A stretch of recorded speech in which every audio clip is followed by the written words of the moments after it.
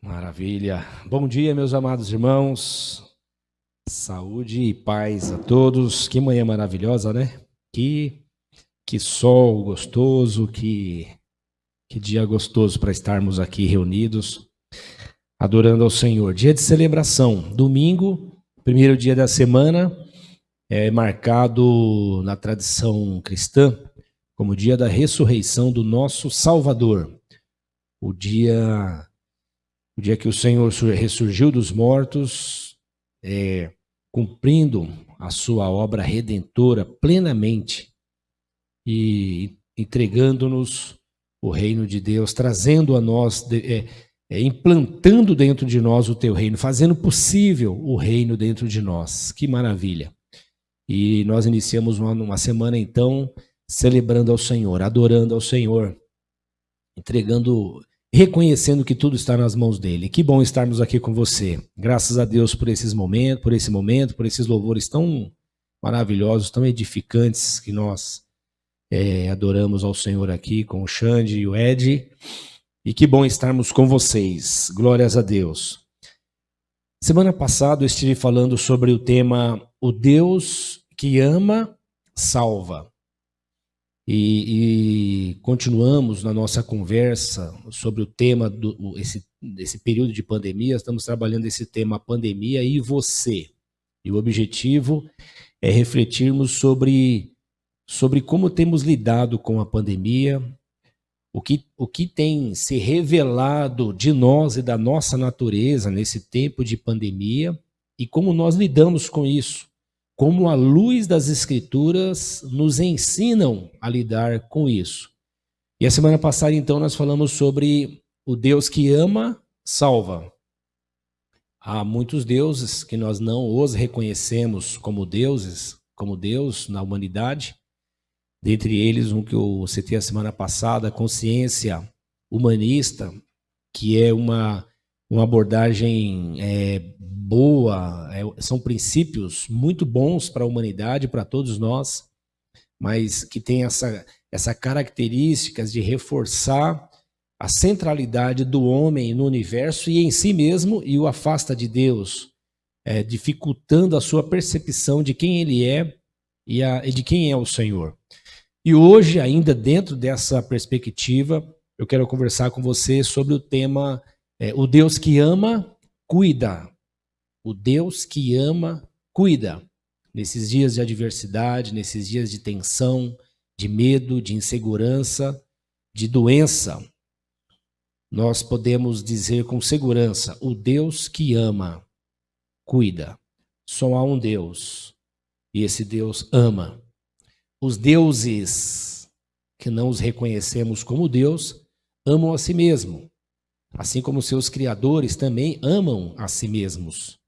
Mas o Deus eterno, que ama, salva. Falamos isso semana passada. E o Deus eterno que ama, cuida. E ele tem cuidado de nós. E eu quero meditar com você, refletir com você nesse tema, a partir do Salmo 40.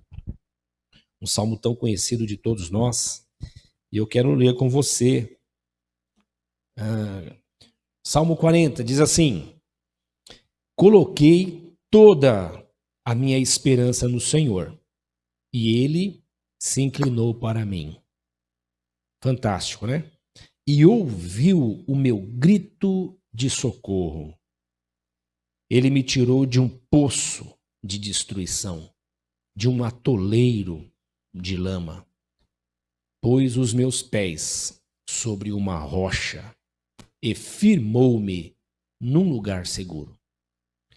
É a declaração do salmista dizendo que ele estava numa condição precária, lamaçal, ele usa esse termo, né? Lamaçal, um atoleiro. Ele estava neutralizado, ele estava impedido de ação. E o Senhor tirou ele dessa situação, colocou ele sobre uma rocha e firmou os passos dele. Ele diz, aí ele começa a falar da consequência disso. Pôs um novo cântico na minha boca, um hino de louvor ao nosso Deus. Muitos verão isso e temerão e confiarão no Senhor. E aí ele começa a fazer uma declaração de reconhecimento. Como é feliz o homem que põe no Senhor a sua confiança e não vai atrás dos orgulhosos, dos que se afastam para seguir deuses falsos. Então o salmista está dizendo da felicidade, um tema tão atual e sempre atual na existência do homem. Ser feliz. As escrituras trabalham um conceito diferente de felicidade. E aqui o salmista diz, é feliz quem põe a confiança no Senhor e rejeita os orgulhosos que se afastam, os orgulhosos que seguem a deuses falsos. Senhor meu Deus, quantas maravilhas tem feito, não se pode relatar. Os planos que preparaste para nós, eu queria proclamá-los e anunciá-los, mas são por demais numerosos. Deus é bom. Sacrifício e oferta não pediste. Bom, ele exalta aqui a bondade do Senhor e ele vai então dizer como isso não depende de atos de religiosidade. Preste bem atenção nisso. Sacrifícios e oferta não pediste, mas abriste os meus ouvidos. O conceito aqui de abriste é cavucar, como se o Senhor tivesse cavucado no ouvido dele, tirado alguma coisa que impedia o ouvido dele de ouvir, e ele então entendeu. Sacrifícios e oferta não pedistes, mas abriste os meus ouvidos. Holocaustos e ofertas pelo pecado não exigiste. Então eu disse, aqui estou. No livro está escrito a meu respeito. Tenho grande alegria em fazer a tua vontade, ó meu Deus. A tua lei está no fundo do meu coração. Eu proclamo as novas de justiça na grande assembleia, como sabes, Senhor. Não fecho os meus lábios. Não oculto no coração a tua justiça. Falo da tua fidelidade, da tua salvação. Não escondo da grande assembleia a tua fidelidade e a tua verdade. Então ele declara como que o reconhecimento da grandeza de Deus na vida dele o leva primeiro a adorar o Senhor, a agradecer e também a compartilhar com os outros. Então ele compartilha a vida que ele recebe de Deus, a fidelidade, o cuidado de Deus. Isso é natural para todo aquele que está amando, está apaixonado, sente segurança. É falar do seu amor, da sua paixão, daquilo que lhe dá segurança. E ele está falando de tudo isso, que é o Senhor. Em seguida, ele começa a orar novamente ao Senhor. Não me negues a tua misericórdia, Senhor, que o teu amor e a tua verdade sempre me protejam, pois incontáveis problemas me cercam. As minhas culpas me alcançaram e já não consigo ver. Mais numerosos são que os cabelos da minha cabeça, e o meu coração perdeu o ânimo. São tantas coisas envolvendo a vida dele.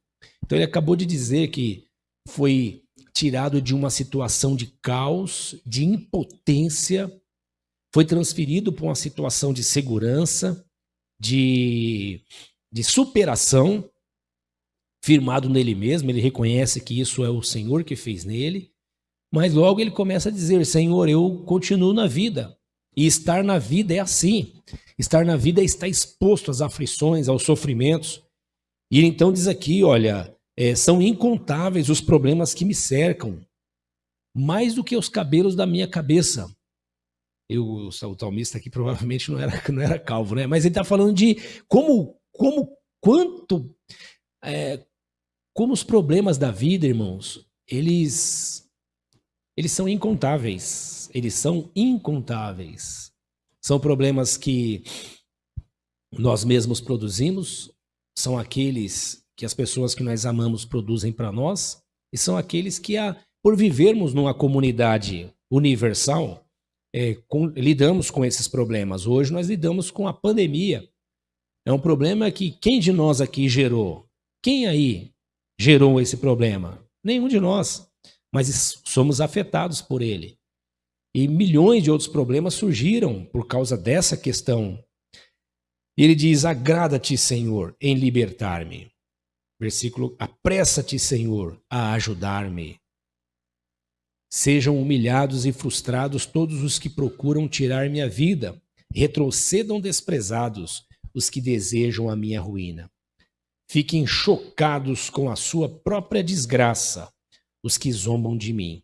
Mas regozijem-se e alegrem em ti todos os que te buscam. Digam sempre àqueles que amam a tua salvação: grande é o Senhor. Tem um cântico que nós fazemos aqui, né, Xande?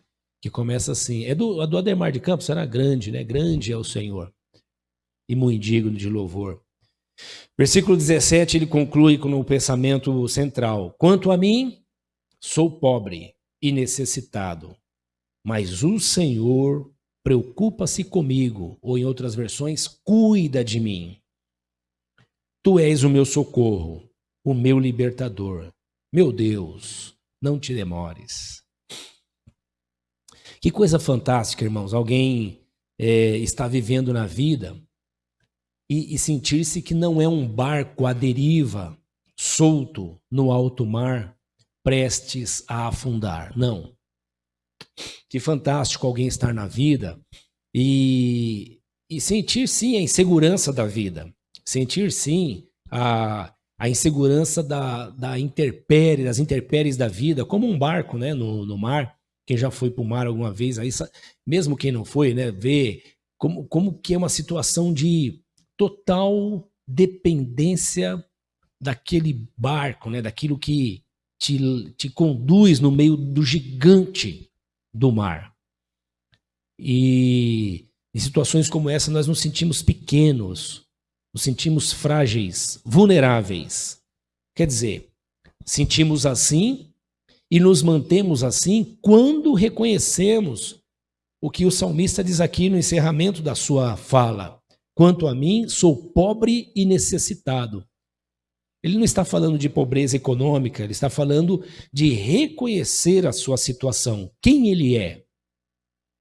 E quando nós falamos de o Deus que ama, cuida, é uma declaração dos homens, dos homens que confiam em Deus, ao reconhecerem quem Deus é. E de maneira nenhuma as Escrituras nos ensina a nos diminuirmos no sentido de não reconhecermos quem nós somos. Nós devemos reconhecer quem nós somos. A graça de Deus em nós, os dons naturais de Deus na nossa vida, as habilidades que o Senhor nos deu e que nos levou a desenvolver tantos saberes e tecnologia e ciência que hoje nos traz maior conforto na vida e descobertas. E em breve estaremos descobrindo aí, em breve estará confirmado que já se descobriu que é mais uma vacina para mais um problema de saúde. Então nós louvamos a Deus pelos saberes, pela bondade dele conosco, pela capacidade do homem. Eu estava vendo um documentário recentemente do primeiro astronauta, um russo, que foi para a estratosfera e ele então saiu da sua cápsula e quando ele sai, e era na corrida espacial, né, para declarar que a Rússia havia chegado primeiro, conquistado primeiro o espaço do que os Estados Unidos, quando ele sai então da sua cápsula, ele fala que olha ao seu redor e ele vê como ele é pequeno, um astronauta, um cientista, alguém que certamente está encantado com a ciência, como de fato ela encanta. Mas quando esse homem vai só para a estratosfera, só isso, ele olha para o que está ao alcance dos seus olhos, que é um fragmento do universo, e ele fica boquiaberto dizendo como nós somos pequenos, como ele se sentiu pequeno diante daquela grandeza toda. Falo isso voltando à referência de nós que não fomos para a estratosfera e ficamos no barco, no mar da vida, sentindo-nos jogados de um lado para outro e totalmente inseguros. Então, as Escrituras, ao mesmo tempo que ela nos fala que o Senhor criou o homem e viu que era bom, nós reconhecemos como somos dotados de capacidade, ao mesmo tempo nós entendemos pelas Escrituras que depois que nós nos separamos de Deus, que nós caímos no jardim do Éden com os nossos pais, nós deixamos de nos reconhecer como o salmista se reconhece aqui no Salmo 40. Ele diz: quanto a mim, sou pobre e necessitado, mas o Senhor cuida de mim. Quando o homem caiu, isso ele fala porque ele tem relacionamento com Deus, ele volta à comunhão dele com Deus. Quando nós caímos lá no jardim do Éden, nós paramos de ter essa percepção, nós paramos de ter essa sensação de que somos pobres e necessitados e de que o Senhor cuida de nós. Não, ao contrário. Quando nós caímos no Éden, irmãos, nós passamos a desconfiar de Deus. Antes da queda, o homem era um com Deus, era um com a sua esposa, era um com o universo. Depois da queda, ele deixa de sentir-se um com todos e passa a ser um por si mesmo. E nesse sentido, ele deixa de acreditar em Deus e ele passa a acreditar em si mesmo.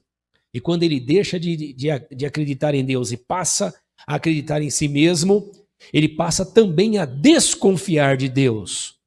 Olha que quando o diabo, numa linguagem subversiva, influenciou a mente do homem, sugeriu para ele uma nova opção, que era ser como Deus, não só se satisfazer com o que o Senhor lhes dava, mas ser como Deus. Quando Satanás sugere, quando o diabo sugere isso ao homem, e o homem acredita nisso, ele adota um novo comportamento, é o comportamento de quem desconfia de Deus, como que dizendo: o Criador está escondendo alguma coisa de nós. O nosso amigo que conversa conosco toda tarde, que nos pôs aqui, que nos deu tudo isso, que nos deu vida, inteligência, capacidade, e o homem então tinha plena capacidade, não era como é hoje. Imagine que hoje o homem tem toda a capacidade que tem e ela não é plena, mas nós entendemos que nós que somos cristãos e cremos no criacionismo, acreditamos no relato da criação que diz que o homem era pleno em sua habilidade. Imagina o homem na plenitude da sua habilidade, da sua capacidade, da sua conexão com o universo. Imagine o homem totalmente integrado ao universo, irmãos. O que era esse ser humano? Então esse ser humano olha para si mesmo e diz: o Criador que nos deu tudo isso está escondendo alguma coisa. Se estabelece um conceito de desconfiança. A partir daí, o homem passa a desconfiar de Deus. Portanto, não é da minha nem é da sua natureza confiar em Deus. É da minha e é da sua natureza desconfiar de Deus. Nós confiamos no que vemos, porque o que não vemos só pode ser ato de fé. E a Bíblia nos diz que isso nós não temos. Quando temos, é porque recebemos do Senhor. Logo, o homem vive sem fé, vive cheio de crenças, que ele usa também como um conceito de fé. Mas o conceito de fé do homem é fé no que ele vê. É fé em coisas, fé em pessoas, fé em instituições, fé em deuses que ele mesmo cria a sua própria imagem e semelhança. Por isso que os deuses, em geral, têm aspecto humano, ou de animais, né? Ou de seres celestiais. Então, é uma projeção do próprio homem. E essa fé nesses deuses que esses homens criam é uma fé que projeta o seu orgulho, a sua arrogância, porque é num Deus que é uma espécie de expansão do que ele mesmo é. Então é como se fosse um superego, alguma coisa que é maior do que ele, mas que projeta ele mesmo. Absolutamente oposto do conceito do que as Escrituras nos falam sobre Deus, que não é como nós, que não tem o nosso aspecto físico. A Bíblia diz: Deus é espírito. E toda a linguagem que as Escrituras usam para falar de cabeça, braço, pernas, asas, emoções de Deus, é uma linguagem que se ajusta, se adequa à nossa humanidade para que Ele, o Eterno, converse conosco, que nós possamos, de alguma maneira, perceber quem é Deus, porque Deus é Espírito. A palavra do Senhor nos diz que Ele enche o céu e enche a terra. Quem fugirá da presença de Deus? Onde não está Deus? O que acontece fora de Deus? Esse Deus é maior do que a nossa cabeça, do que a nossa compreensão, do que a nossa razão. Esse Deus nós não conseguimos captar. Portanto, quando começamos a crer nele, é porque ele nos deu fé. É o que Paulo fala em Efésios capítulo 2. Então, quando começamos a crer nele, é porque ele nos deu fé. E então dizemos, quanto a mim, sou pobre e necessitado, mas o Senhor cuida de mim. Quando não temos essa fé, ou quando essa fé não é alimentada dentro de nós, ela não é fortalecida dentro de nós, e o que nos fortalece a fé é a palavra de Deus, porque Deus nos deu fé, mas essa fé dentro de nós continua combatendo com o que nós vimos e vivenciamos no dia a dia. E o que nós vemos e vivenciamos nos dia a dia nos traz dois sentimentos. Produz em nós o sentimento de egoísmo, cada um por si, Deus por todos, ou uma outra face da moeda do mesmo sentimento, que é a arrogância. Cada um por si, Deus por todos, né? Eu é que tenho que fazer sozinho, eu é que tenho que lutar sozinho, eu é que tenho que conquistar sozinho. Você é problema teu e eu sou problema meu. E eu introduzo essa ideia e esse conceito para pensar, e eu li o Salmo 40 para fazer uma reflexão sobre o que o Senhor Jesus e o que Tiago e Pedro, os seus apóstolos, nos ensinam. Eles nos chamam para abandonarmos esse olhar que a sociedade e a vida nos impõem e reforça dentro de nós, da nossa potência, da nossa habilidade, da nossa capacidade, e nos chama a rejeitar isso, a abandonar isso, para desfrutarmos de fato da misericórdia e do cuidado de Deus. Deus tem cuidado de nós. Deus cuida do homem, seja lá quem é esse homem, seja o ateu, seja o discípulo fiel a Deus.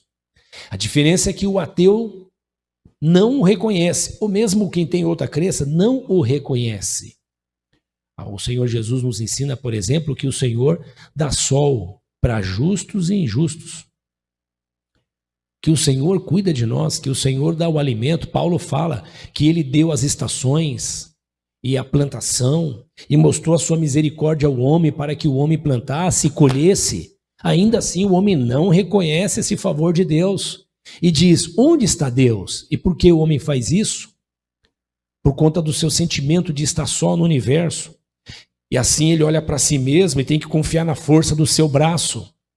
E esse é o mundo que nós vivemos, essa sociedade que nós vivemos, centrada em si mesmo. E que agora, a partir da modernidade, tem esse sentimento reforçado pelo pensamento humanista, pelos princípios do humanismo que são bons, mas que reforçam dentro do homem esse sentimento de que eu sou mais eu sou meu Deus é o meu dinheiro, meu Deus é a minha habilidade, meu Deus é a minha capacidade. E aí eu quero ler com você, e isso nos afeta inúmeras vezes, e em momentos como nós estamos vivendo, nós oramos e falamos com o Senhor como Davi, Senhor, meus problemas são mais do que os cabelos da minha cabeça. Os meus problemas me envolvem. E a minha alma, ele diz, a minha alma, o meu coração entregou os pontos, perdeu a esperança. Talvez você se sinta assim. E se você se sente assim, essa palavra que nós pensamos hoje é para você e é para mim quando me sinto assim. O Deus que ama, cuida. Deus está presente. Alguns podem não perceber, mas os que amam a Ele percebem a sua presença, são agradecidos por isso e desfrutam mais intensamente do seu amor e do seu cuidado. Olha o que o texto de Pedro, 1 de Pedro, capítulo 5, primeira epístola de Pedro, capítulo 5. Pedro está escrevendo aos irmãos, ele está em Roma, ele está escrevendo à igreja, e ele então vai falando ele vai usando uma linguagem que nos traz a sensação de que a igreja está passando um momento difícil. A igreja são os discípulos de Jesus, né? Nunca pensem em igreja como lugar, sempre pensem em igreja como comunidade. Então a comunidade dos fiéis está sendo de alguma maneira perseguida, oprimida, está sofrendo. E é um sofrimento que lhe vem com violência. E então Pedro escreve para eles, e no capítulo 5 ele está escrevendo aos líderes dessa igreja. Mas eu quero ler com você a partir do versículo 5. Ele vem falando qual deve ser o comportamento das lideranças, mas ele diz assim no versículo 5, da mesma forma, jovens, sujeitem-se aos mais velhos, sejam todos humildes uns para com os outros. Esse conceito de humildade aqui, que Pedro trabalha, que Paulo trabalha, que nós vamos ler daqui a pouco em Tiago, que Jesus ensina, que os apóstolos ensinam porque aprenderam com o mestre. O mestre é o Deus encarnado. Lá em Filipenses capítulo 2, diz assim que ele, na forma de Deus, não usurpou, não quis usar desse direito de ser Deus, mas esvaziou-se a si mesmo para vir em forma humana, humilhou-se para chegar a nós e nos trazer o evangelho que nós ouvimos dos profetas, mas ouvimos da lei também e não entendemos. Finalmente ele vem e encarna-se, vem andar entre nós e nos mostrar o que é isso. E ele diz, olha, se arrependam do jeito de vocês viver, o evangelho chegou, ele está trazendo o evangelho. Na oração dele, do Pai Nosso, que ele nos ensina, ele ensina isso. O discípulo de Jesus ora assim, venha o teu reino. Por que o discípulo ora como Jesus, venha o teu reino? Porque nós sabemos que o reino que existe entre nós é o reino dos homens, não é o reino de Deus. O reino dos homens está estabelecido na terra. O reino de Deus se estabelece dentro de nós, a partir da nossa reconexão com o Deus eterno. E o reino de Deus é a consciência do ensinamento de Deus, do ensinamento de Jesus Cristo em nós, mas não em teoria, em prática. Então Jesus olha e diz, venha o teu reino, seja aqui na terra, seja feito aqui na terra como já é feito aí no céu. E ele ora assim. Então os apóstolos aprenderam com ele, os apóstolos aprenderam sobre humildade. O que é ser humilde? E humildade, irmãos, ele numa palavra bem simples, ser humilde é reconhecer a sua condição diante dos outros e numa linguagem, no ambiente cristão, reconhecer-se diante de Deus. Nós conhecemos pouco de Deus, mas o pouco que dele conhecemos reflete como luz para nos mostrar quem nós somos e quão limitados e pequenos nós somos. E aí eu me lembro de novo daquele astronauta lá na estratosfera dizendo, olha, nós não somos, ele se sentia insignificante diante do universo que ele estava vendo. E olha que é só um fragmento do universo. É de novo a palavra do Davi dizendo, quanto a mim, sou pobre e necessitado. Ele não é um cara deprimido, ele não está com autoestima baixa. Ele não está depressivo, ele está olhando para si mesmo, ele tem uma consciência clara de quem ele é. Quanto a mim, sou pobre e necessitado. Ele não é um coitadinho, ele não é a vítima do universo, ele nem se sente assim. Ele está orando ao Deus eterno e declarando, eu sei quem eu sou e eu percebo quem o Senhor é. Então ele pede, Senhor, vem me socorrer. Vem me ajudar, né? Faça comigo como o Senhor fez, tirando-me aquele lamaçal que ele vivia, que certamente é a condição de impotência. E o homem é impotente quando acredita em si mesmo. Ele já saiu dessa condição. Agora ele está lidando com a aflição da vida, mas são tantos os problemas que ele diz, Senhor, são mais do que os cabelos da minha cabeça, me ajuda, porque o meu coração desfalece, meu coração perde a esperança. E ele invoca ao Senhor no comportamento de quem se humilha diante dele, dizendo, quanto a mim, sou pobre e necessitado. Os profetas sabiam disso, os reis de Deus sabiam isso. O Senhor Jesus veio nos ensinar isso. a humildade, ele sendo Deus se fez homem. Ele veio nos chocar com essa realidade. Nos tempos da história, muitas crianças nasceram para serem rei e se assemelhar aos deuses, ou se colocar diante dos homens como deuses. Mas só uma vez, um Deus se faz homem para nos ensinar o que é ser gente. Isso é chocante para nós. Isso é contra a cultura, como diz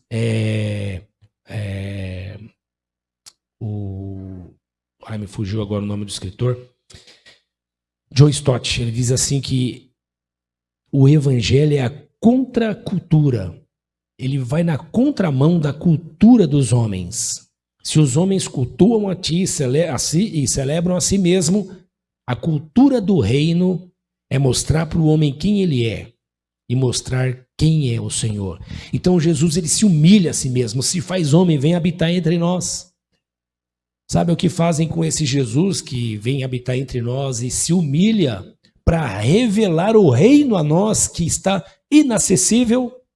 Os homens matam esse Jesus, mas ele ressuscita dos mortos, ensina aos seus discípulos e esses encarnam o reino que ele veio trazer. Portanto, o reino, diz a palavra de Deus, Paulo fala em Romanos, o reino de Deus não é comida nem bebida, mas justiça, paz e alegria no Espírito. Olha que fantástico. O reino de Deus não são coisas aparentes, não são objetivamente ou representado pelas coisas que a vida nos dá. O que a vida nos dá foi Deus que nos deu. É o alimento, é o comer, é o beber, é o vestir. É a vida como ela é, a exposição da vida como ela é a beleza da vida, é a glória da criação. E tudo isso nós celebramos a Deus por isso. Mas nada disso é o reino de Deus. O reino de Deus estaria dentro daqueles que receberam a fé para crer em Jesus, o Cristo de Deus. O reino de Deus não é comida nem bebida, mas alegria, paz e justiça produzida pelo Espírito Santo. Uma alegria que vem do Espírito, uma paz que vem do Espírito, uma justiça que vem do Espírito. Não é uma alegria que vem de algo que nós observamos como o nascimento de uma criança ou como um stand-up. Não é essa alegria. Não é a justiça que nós nos confortamos com ela quando vemos a lei ser aplicada, porque inúmeras vezes a lei, quando é aplicada, é justiça para um e injustiça para o outro. Então não é essa justiça. E nem é paz como nós a vemos nos homens. Para muitos, a paz é você fugir dos problemas, ir para um lugar retirado e ficar lá na casinha branca, de varanda, lá no interior. Não é essa paz. É uma paz interior dentro da guerra, no meio daquele mar que nós estamos na vida, nós sentimos paz. Jesus, quando estava no barco atravessando com os seus discípulos e veio uma grande tempestade, o barco começou a querer afundar, os discípulos naturalmente se desesperaram. Ele estava dormindo. Dormindo. Por quê? Porque ele sabia que ia chegar do outro lado. Ele disse que ia chegar do outro lado. É paz. Só que essa paz é Deus que nos dá. Pedro, então, está falando dessa humildade. Pedro está nos falando dessa humildade. Sejam humildes uns para com os outros. Ele está falando do convívio de comunidade. Mas a humildade do homem, ela é observada na comunidade e reflete o relacionamento dele com Deus. Quando reconhecemos quem nós somos e percebemos a grandeza de Deus, isso afeta a nossa maneira de relacionarmos uns com os outros. Portanto, entre aqueles que já se reconheceram limitados, quanto a mim sou pobre e necessitado, o comportamento dele não é arrogante em relação ao próximo, em relação aos homens, que dirá em relação a Deus. Pedro está dizendo sobre isso. Ele diz, olha, sejam humildes. Humildade não é alguma coisa próprio da nossa natureza. Próprio da nossa natureza é a arrogância. próprio da nossa natureza é arrogar. Arrogar é tomar para si uma coisa que não é nossa. Ou achar que nós temos direito a uma coisa que não é nossa por direito. Diferente de humilde. O humilde é aquele que reconhece a sua condição. Não se sente menor, mas também não se sente maior. Reconhece a sua condição em relação ao outro e no ambiente da cristandade, principalmente em relação a Deus. E aí o apóstolo diz assim, citando o livro de Provérbios no capítulo 33, ele diz assim, Deus se opõe aos orgulhosos, mas concede graça aos humildes. Você sabe o que é isso? Deus se opõe, Deus resiste aos orgulhosos. Orgulhoso, o soberbo, arrogante, é aquele que se acha suficiente, não precisa de ninguém, muito menos de Deus. Ou quando ele fala, não preciso de ninguém, só de Deus, esse Deus que ele está falando não é o Deus das Escrituras, é o Deus projeção dele mesmo. São os ídolos que os homens criam. Então eu não preciso de ninguém. E muitas vezes o homem não fala isso, mas o seu comportamento é esse. E quando nós podemos ver isso no homem, e às vezes vemos em nós mesmos, claro, quando queremos andar sozinho. Quando não falamos com Deus. Quando planejamos tudo, decidimos tudo, fazemos tudo, e quando dá errado a gente fala, Deus, dá para você dar uma força? Olha que interessante, nós costumamos dizer na nossa oração, e não tem problema você dizer isso, mas olha que interessante, nós costumamos dizer na oração, Senhor, me ajude. A linguagem aparentemente é de quem reconhece a necessidade. Mas quando nós vamos percebendo mesmo quem nós somos, irmãos, é mais do que me ajude, é Senhor, me salva. Porque eu não tenho nem como pedir ajuda de Deus, porque o que eu faço normalmente é o errado. É Senhor, me salva, Senhor, cuida de mim. Claro que esse pensamento que nós estamos ensinando aqui, que as Escrituras nos ensinam, ele confronta o pensamento humanista, e ele desperta a contestação do pensamento humanista. Porque o homem se apresenta como centro de todas as coisas. Nós, portanto, reconhecemos que não somos centro de nada. Que Deus é o centro de todas as coisas. E Pedro diz, Deus resiste ao soberbo. Pedro está escrevendo aqui, irmãos, aos irmãos da igreja.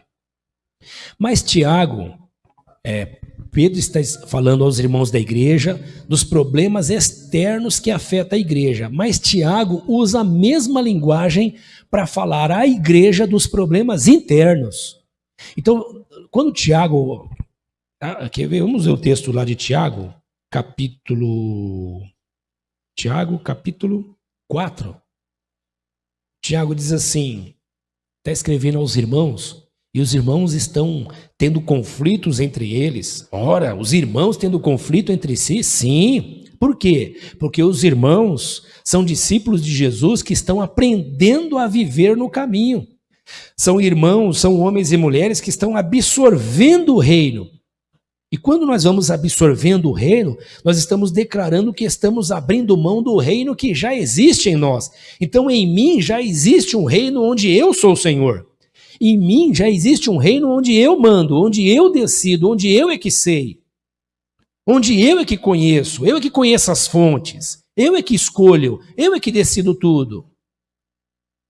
Mas quando eu começo a orar para que o reino de Deus venha em mim, e esse reino começa a vir, o reino dele começa a entrar em mim, porque o meu reino começa a sair de mim. E eu começo a reconhecer Jesus como meu Senhor. Então os irmãos aqui estão nesse processo e estão lutando contra si, brigando uns com os outros, degladiando, me parece até que tem até algum tipo de violência entre os irmãos, alguma agressão grave. E o Tiago chama a atenção desses irmãos. Com quem que Tiago aprendeu isso? Com quem que Pedro aprendeu isso? Eles aprenderam com o Senhor, que numa reunião com eles, na última ceia, o Deus tira a roupa e põe uma roupa de escravo, e aquilo já choca eles.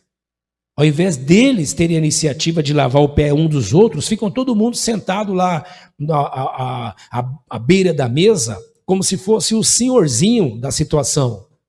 O Deus encarnado vem ensinar que esse é o jeito dos homens, mas esse não é o jeito do reino. O jeito do reino é o homem reconhecer quem ele é. É o homem ser colocado no seu devido lugar. Não para a humilhação dele, mas para a salvação dele, para a cura dele, para o bem dele, para o bem-estar dele. O homem precisa ser libertado dessas amarras que o cegam e o faz sentir como centro de todas as coisas. Isso o priva do relacionamento com Deus, isso o priva da dependência de Deus, isso o priva de reconhecer o favor de Deus. Isso o coloca num estado de guerra permanente. E os irmãos estão em guerra aqui. E o Tiago fala assim no versículo 1, de onde vêm as guerras e as contendas que há entre vocês? Não vem disso? Das paixões que guerreiam dentro de vocês? De onde vêm as guerras, nossos irmãos? No caso aqui da comunidade da fé, das paixões que guerreiam dentro dos irmãos. E por que os irmãos estão guerreando? Porque todo mundo quer ser rei. Todo mundo quer ser rei. E onde todo mundo quer ser rei, ninguém reina. O Tiago está dizendo assim, Deus se opõe aos orgulhosos. O se opõe aqui, irmão, lá em Provérbios é assim, Deus resiste. Não é só que ele não gosta, ele resiste. Deus luta contra o orgulhoso. Deus luta contra o arrogante. Deus vai contra a arrogância para desmontar, destruir e mostrar ao homem quem o homem é. E muitas vezes, nessa condição, o homem não reconhece a si mesmo. Ele diz, Deus se opõe aos orgulhosos, mas concede graça aos humildes. Não é um Deus sádico que está fustigando um coitadinho para depois lhe estender a mão com benevolência. Não. É um pai amoroso que está tratando um filho arrogante, soberbo, colocando ele no devido lugar. Não para mostrar que o pai é grande, porque o pai é grande por si mesmo, mas para mostrar porque a arrogância dele levará o filho à destruição. A autodestruição e a destruição dos que estão ao seu redor. Então o Tiago chama a atenção dos irmãos. No versículo 7 ele diz, portanto, o versículo 6, né, fala, Deus se opõe aos orgulhosos, mas concede graça aos humildes. E no versículo 7 ele diz, portanto, submetam-se a Deus. E aí ele diz, resistam ao diabo, ele vai fugir de vocês. Sabe por quê? Porque esse comportamento arrogante e orgulhoso é do diabo. É próprio do diabo. O comportamento arrogante e soberbo, ele é próprio do diabo. Foi esse comportamento que entrou no Éden e seduziu o casal à queda. É esse comportamento que continua reinando sobre os homens. E é esse comportamento que continua trazendo destruição à humanidade. Tiago então diz assim, resistam ao diabo, resistam a isso, resistam à arrogância, resistam ao orgulho, humilhem-se a Deus, resistam à arrogância, que a arrogância vai fugir de você, o orgulho vai fugir de você. E o que vai frutificar em você é a humildade. A humildade, de novo, é enxergar-se a si mesmo como de fato você é e reconhecer a grandeza de Deus. Vamos voltar para a 1 de Pedro, capítulo 5, no versículo 6. No versículo 5, ele falou aos jovens, né, sejam humildes entre vocês. Depois ele reforça o conceito, olha, sejam humildes porque Deus resiste ao soberbo. E aí ele diz no versículo 6, portanto, humilhem-se debaixo da mão poderosa de Deus, para que ele os exalte no tempo devido. E a exaltação aqui não é o conceito que nós temos de que Deus vai me colocar para brilhar como estrela e reinar sobre os meus inimigos, esfregar na cara deles como eu sou grande, como meu Deus é grande. Nada disso. Isso é o discurso vaidoso nosso também. O que as Escrituras estão nos ensinando é que a exaltação de Deus a nós, o que nos exalta diante de Deus, é a declaração da nossa, é o reconhecimento da nossa dependência dele. É a negação da nossa autossuficiência. Nós não somos autossuficientes. nós dependemos do Senhor. Ele diz assim: humilhe-se debaixo da mão poderosa de Deus. Para nós, os cristãos, o que é a mão poderosa de Deus? É a mão que abriu o Mar Vermelho, é a mão que enviou as pragas e cuidou do povo e livrou o povo de Israel. É a mão que conduziu o povo de Israel no deserto por 40 anos e o sapato deles não apertou no pé e a roupa deles não estragou no corpo. E eles não ficaram doentes. Imagina o que é quase 3 milhões de pessoas andando no deserto, sem saneamento básico. Mas não havia epidemia entre eles. Por quê? Porque Deus cuidou deles. E quando havia doenças, era um tratamento de Deus para humilhar eles, para que eles voltassem a depender do Senhor. Ou melhor, voltassem a reconhecer a dependência de Deus, porque eu e você dependemos de Deus, a diferença é reconhecer isso. Quando nós falamos de mão poderosa de Deus, é a mão de Deus que cuida do homem no dia da aflição. É a mão que vem nos socorrer quando os nossos milhares de problemas estão nos sufocando. Ele vem com mão forte trazer socorro sobre a nossa vida. Salvação, cuidado. E nós sentimos que a salvação de Deus que vem pelo dinheiro que nós temos, a salvação de Deus que vem pela inteligência que nós temos, a salvação de Deus que vem pelo planejamento que nós temos, a salvação de Deus que vem pelo o bem que nós temos, e a salvação de Deus que vem de maneira milagrosa, que nós não sabemos de onde vem, e nós reconhecemos a grandeza e a misericórdia de Deus. Por isso que o salmista fala: Senhor, eu queria falar das maravilhas que o Senhor tem feito, lá no Salmo 40, mas são mais do que eu posso contar. Por quê? Porque ele sabe que tudo que é produzido através dele é milagre e é favor de Deus. Alguém diz hoje em dia: onde estão os milagres de Deus do passado? Ora, os milagres de Deus do passado estão aqui hoje. Nós acordamos, estamos vivos, o sol raiou. E quantas outras coisas o Senhor está fazendo entre nós e através de nós. Eu vi alguém dizer um tempo atrás: o milagre de Deus é aquela mulher pobre da favela, que não tem condição nenhuma, que é mãe solteira, tem que criar um filho e vai trabalhar, e tem saúde para acordar de madrugada, chegar tarde, ainda dar alimento e atenção para o filho dela. Esse é o milagre de Deus. Mas nós precisamos reconhecer que só Deus pode sustentar alguém dessa maneira. Ele diz no versículo 7, Pedro fala no versículo 7, capítulo 5, versículo 7, lancem sobre ele toda a sua ansiedade, porque ele tem cuidado de vós. Lance sobre ele toda a vossa ansiedade, porque ele tem cuidado de vós. Ora, a ansiedade é a nossa ocupação com as coisas que nós... É a nossa ansiedade, irmãos. Me parece que é essa consciência interna de que nós não temos o controle de nada. Mas a nossa natureza orgulhosa, e quando eu falo orgulho aqui, não é só do que anda com o peito estufado, é o não reconhecimento de quem nós somos e da grandeza de Deus.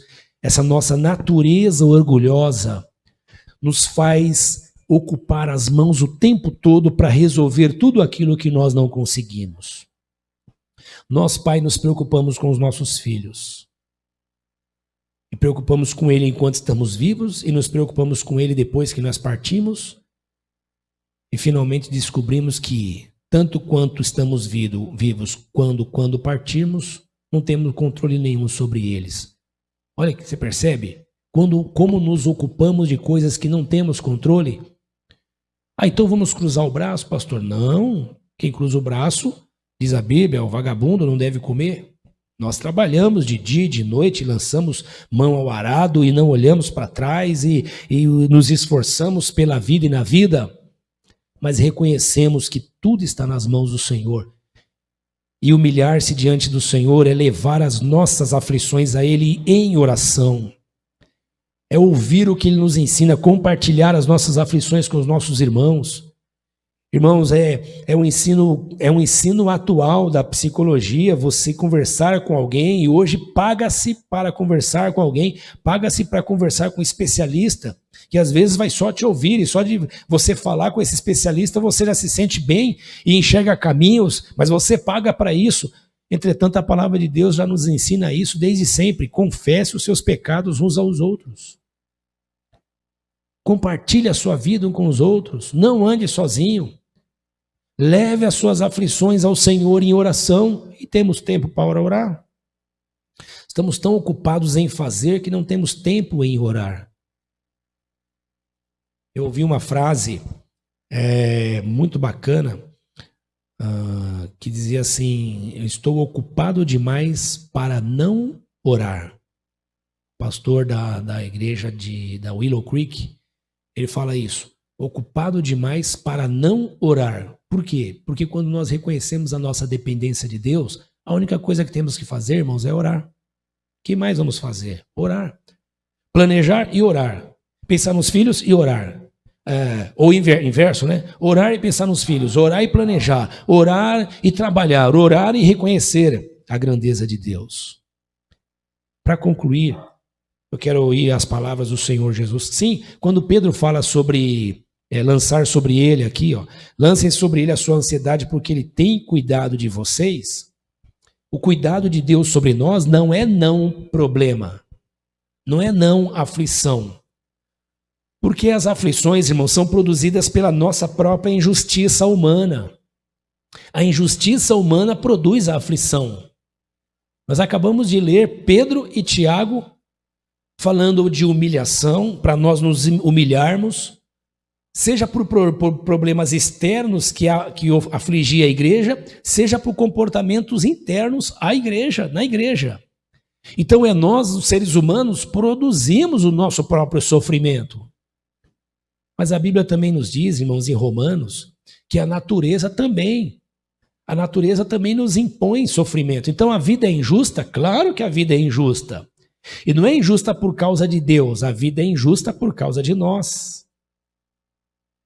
A injustiça é exatamente o desequilíbrio, é não equidade. É o desequilíbrio entre o que um merece e deve receber e o que o outro merece e deve receber. Mas quando somos focados em nós mesmos e nos sentimos o centro de tudo, eu tenho que cuidar de mim, o outro é que se vire. E se estabelece então a injustiça. Então, muito do nosso sofrimento, nós mesmos, seres humanos, produzimos. É o que nós acabamos de ouvir com Tiago e com Pedro. Mas também a natureza produz sofrimento a nós. Paulo fala em Romanos que a natureza geme. Geme, a natureza sofre, irmãos. Aguardando com expectação, com expectativa, aguardando a manifestação dos filhos de Deus. Onde estão os filhos de Deus? E por que a natureza geme e sofre? Porque ela também foi submetida, escravizada à violência dos homens. Desde a queda, a natureza foi manchada pela violência humana. E ainda hoje a natureza sofre com a violência humana. Irmãos, nós acabamos o PIB brasileiro está tendo algum sinal positivo por causa do agronegócio, que é uma coisa fantástica, e damos graças a Deus pelo agronegócio. É o agronegócio que cada vez cresce mais no Brasil e está alimentando o mundo. Mas como pode o agronegócio, e isso é bom, mas como pode o agronegócio crescer tanto, alimentar tanta gente e tem tanta gente morrendo de fome? Porque tem muito desperdício sendo feito. Porque muita coisa que é produzida não é para alimentar o pobre, é para enriquecer o rico. Processos de injustiça que afetam a natureza. Nós estávamos conversando essa semana sobre isso. Se eu e você ficarmos atentos demais, a gente não come nada e não bebe nada, porque quase tudo que a gente come e bebe é envenenado. Por um monte de hormônios. É o hormônio pro gado e pro galinha crescer mais rápido. É hormônio para acelerar o crescimento de tudo e poder alimentar mais gente. E isso vem da onde? Vem da química. E é o que nós comemos. Então a natureza geme, o ser humano geme. Então o sofrimento, ele não vai cessar, ele é da vida. O que o Senhor nos ensina é abandonarmos o orgulho, o sentimento de autossuficiência e buscarmos a Ele, porque Ele tem cuidado de nós. Jesus, e eu encerro com essa leitura no capítulo 6 de Mateus, a partir do versículo 19, a partir do versículo 19, ele traz dois conceitos. Ele diz assim, olha, não entram nessa de ficarem ricos aqui na terra. Não que alguém não possa ser rico, não é isso. Ele está dizendo, não deixa essa sedução te envolver, porque isso vai te tirar a atenção do que é mais importante. Você quer ser rico? Então lute por isso. Você quer conseguir os seus bens? Claro que nós queremos, então lute por isso. O Senhor nos deu condições para isso, condições gerais, enfim, não vamos falar disso agora. Mas nós temos, cada um tem a sua própria possibilidade. Então o problema, a questão não é essa não. Ele está dizendo, não deixe isso lhe roubar a atenção do que é mais importante. Ele fala, olha, a luta pelo acúmulo de coisas na terra pode funcionar para você, mas com certeza vai ocupar a sua atenção de tal maneira que você não vai acumular riquezas do reino. E as riquezas do reino são os princípios da vida que o Senhor Jesus nos ensinou, que são diferentes dos princípios que os homens nos ensinam. Então ele diz, não acumulem tesouro na terra. Lá no versículo 19. Ele fala, porque essas coisas podem ser roubadas ou destruídas pelo tempo. E ele diz, olha, se a candeia... Olha o que ele diz assim no versículo Mateus 6, 22. Os olhos são a candeia do corpo, e se os seus olhos forem bons, todo o seu corpo será cheio de luz. Mas se os teus olhos forem maus, todo o seu corpo será cheio de trevas. Portanto, se a luz que está dentro de você são trevas, que tremenda trevas são.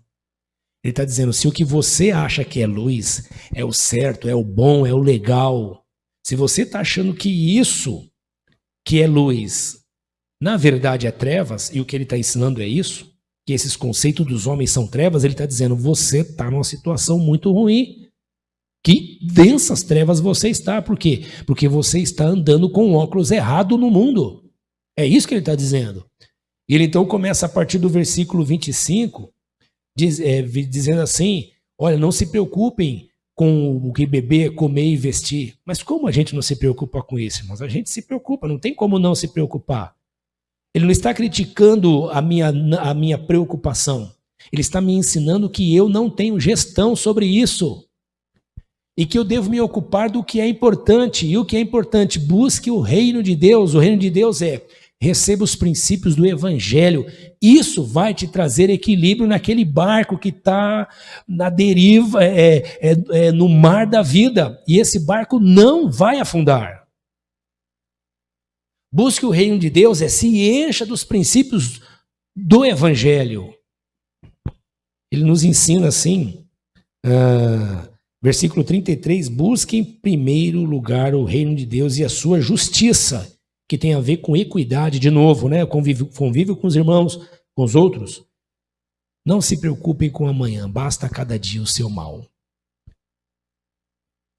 Pedro, ele diz, eu não li aqui essa fala de Pedro, mas lá no capítulo, 1 Pedro capítulo 5, ele diz assim, versículo 10, o Deus de toda graça, que os chamou à glória. Deus te chamou? Deus me chamou.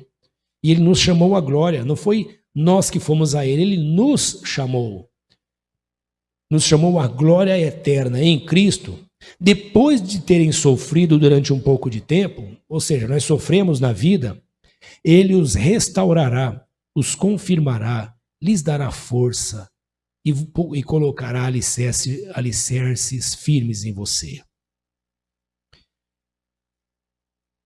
A Ele seja poder para todo sempre. Amém. Ele está dizendo, olha, o Deus... Põe o 10 de novo aí, Fê, por favor. Hoje a Fernanda está conosco. Que legal ver a Fernanda de novo. Queria dar um abraço, um beijo nela. Nem pode, irmãos. É tudo de longe. É estranha a beça. O Deus de toda graça, que os chamou para a sua glória eterna em Cristo Jesus, depois de terem sofrido durante um pouco de tempo, que é o tempo da nossa peregrinação, os restaurará. O que é restaurar? É nos dar aquilo, a linguagem aqui, o texto no grego aqui, é mais ou menos como reparar um osso quebrado. É colocar no lugar alguma coisa que estava faltando. Aquilo que nós perdemos na queda, o sofrimento, ao invés de nos matar, nos reporá, fará reposição daquilo que perdemos. E uma das coisas que nós perdemos foi a confiança no Pai que nós temos. Deus tem cuidado de você. Ele os confirmará, restaurará, né? Nos trará restauração. Ele lhes dará força, que é poder, capacidade. E o poder aqui não é poder para ficar gritando e dizendo que tem poder de Deus, é poder para vencer a vida, lutar com a vida, sem ser massacrado por ela, sem que ela te destrua. E por fim, colocará você em firmes alicerces. O que é isso, senão o que o salmista falou no Salmo 40? Ele me tirou de um charco de lodo e colocou meus pés sobre a rocha. Que rocha é essa, irmãos? Senão a não confiança em mim mesmo e a confiança somente no eterno. Confiar no eterno me faz dormir em paz, porque eu faço o que eu posso pelo meu filho, pelos meus filhos e pela minha esposa. Mas eu sei que eu não posso nada além de fazer a minha parte. Basta ao dia de hoje o mal de hoje. Faça o que você tem que fazer. Mas o que você não pode fazer, acorde, lembre, está nas mãos de Deus. E Deus tem cuidado de nós. Lá no Gênesis, capítulo 50, não me falha a memória, não lembro o versículo aqui, mas José,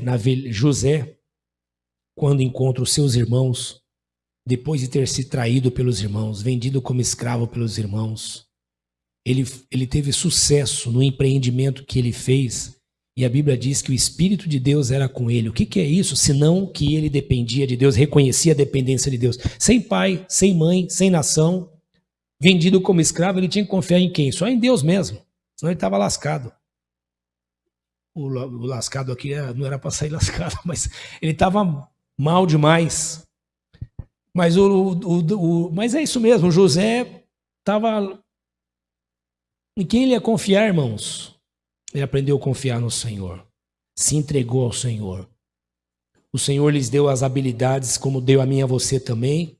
Essas habilidades foram potenciadas de tal maneira que todos que olhavam para ele viam alguma coisa bacana dele. A Bíblia diz, o Espírito de Deus estava sobre ele. Ele confiava em Deus. Quando encontrou-se com os irmãos dele, que lhes traíram, que lhes venderam, e veio pedir pão, ele não tinha ódio nem ressentimento no coração. Ele teve uma mão estendida para ajudar os seus irmãos e socorrer o seu pai. E quando os seus irmãos estavam com medo, achando que ele lhes ia matar, como vingança, porque seria o normal no reino dos homens, ele manifesta a sua consciência de reino de Deus. Ele fala assim, vocês intentaram mal contra mim, mas Deus está no controle de tudo. Deus me enviou à frente de vocês aqui para o Egito, para que agora a vida pudesse subsistir, a vida pudesse permanecer. O Deus da vida está cuidando de você. O Deus da vida cuida de nós. Você está nas mãos do Senhor.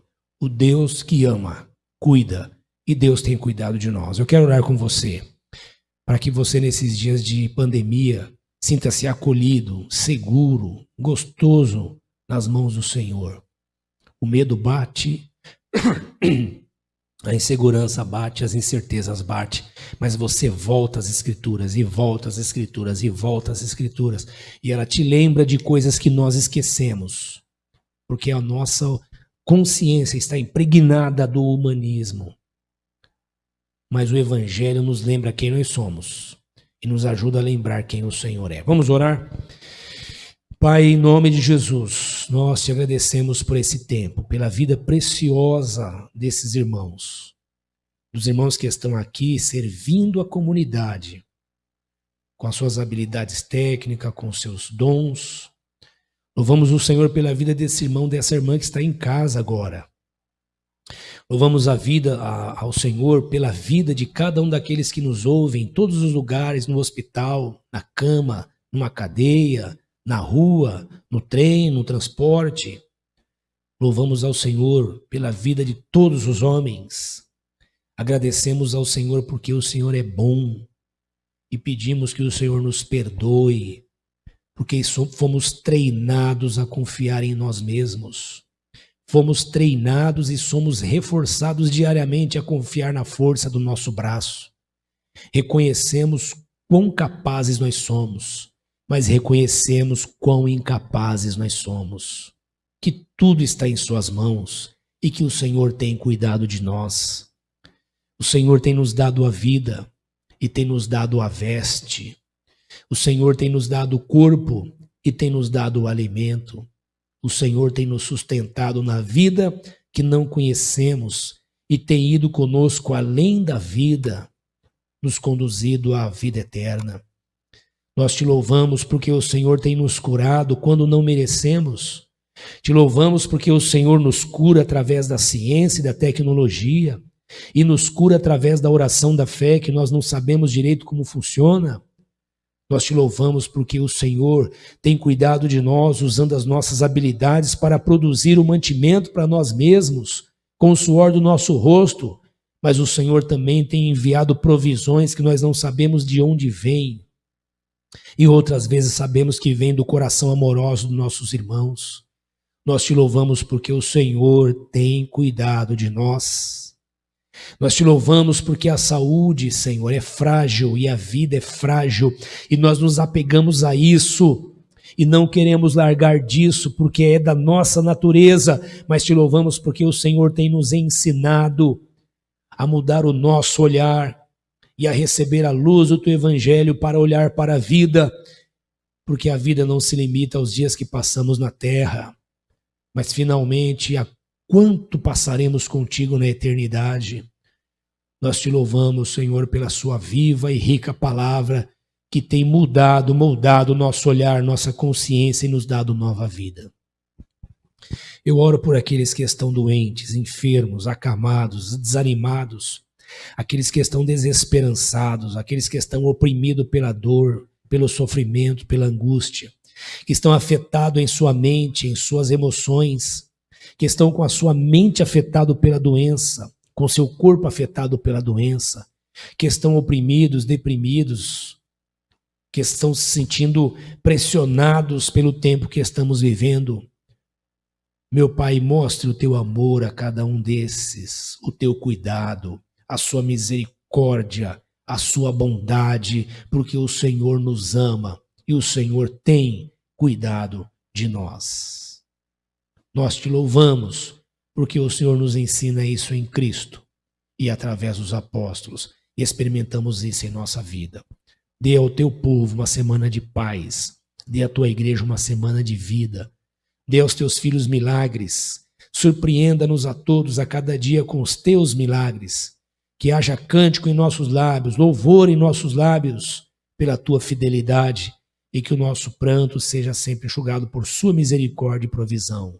Nós suplicamos o teu milagre sobre a vida dos nossos irmãos, a tua cura agora, Pai, em nome de Jesus, para a tua glória e para o teu louvor.